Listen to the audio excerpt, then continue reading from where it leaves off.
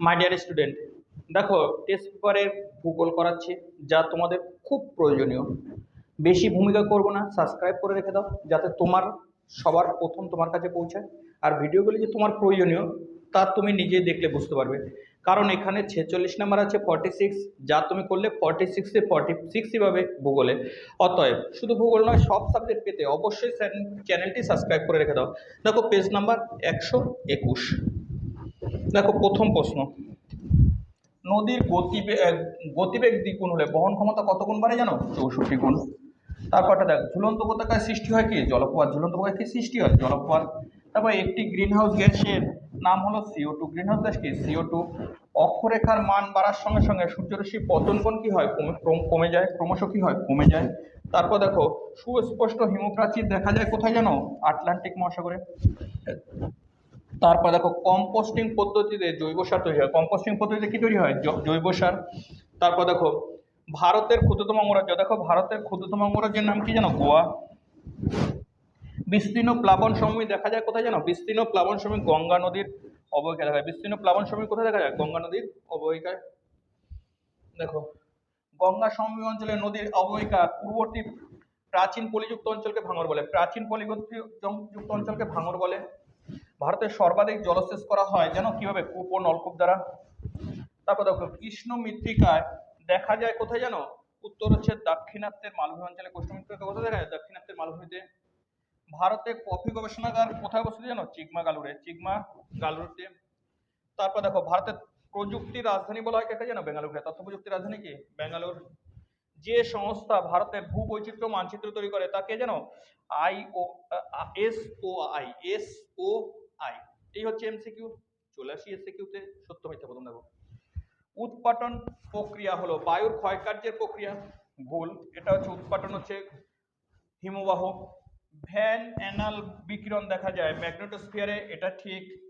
ভূমধ্যসাগরের জলবায়ু অঞ্চলে গ্রীষ্মকালে বৃষ্টি হয়। এটা ভুল। এখানে না, শীতকালে। কখন বৃষ্টি হয়? শীতকালে। একই সময় মুখ্য জোয়ারের প্রতিবাদ স্থানে গৌণ জোয়ার হয়। এটা ঠিক। মুখ্য জোয়ারের বিপরীত দিকে গৌণ জোয়ার। ভারতের অধিকাংশ গম খারিফ শস্য। দেখো, গম হচ্ছে রবি শস্য, গম খারিফ শস্য নয়। মিথ্যা। ভারতের সবচেয়ে বেশি লোক বাস করে বিহারে। না, সবচেয়ে বেশি লোক বাস করে উত্তরপ্রদেশে। কোথায়? উত্তরপ্রদেশ। বিহারে নয় কিন্তু, উত্তরপ্রদেশে।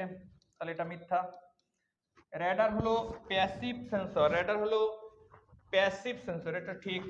পরেরটা চলে আসি। দেখো, উপযুক্ত শব্দের শূন্যস্থান।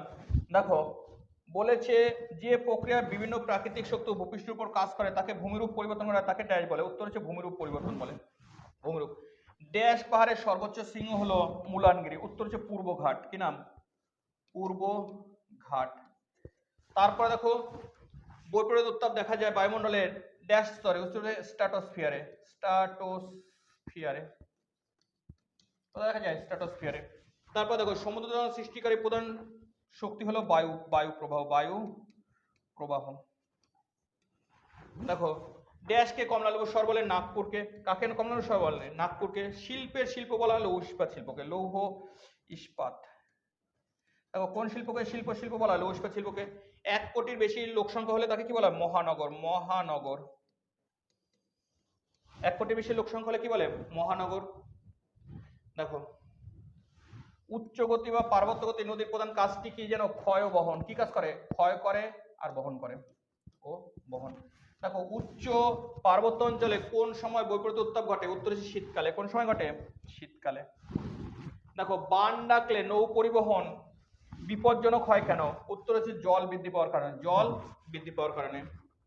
বজ্র পদার্থকে ব্যবহারের অযোগ্য পদার্থ। বজ্র পদার্থ কি বললাম? ব্যবহারের অযোগ্য পদার্থ।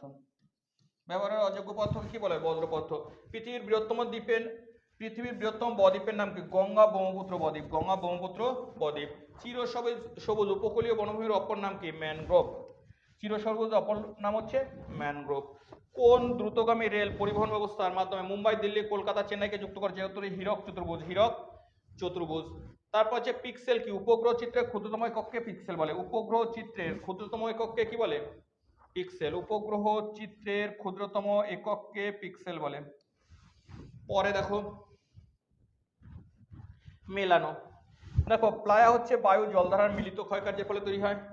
স্যাডলার পিক হচ্ছে আন্দামান নিকোবর দ্বীপপুঞ্জের উচ্চতম শৃঙ্গ। স্যাডলার পিক কি? আন্দামান নিকোবর দ্বীপপুঞ্জের উচ্চতম।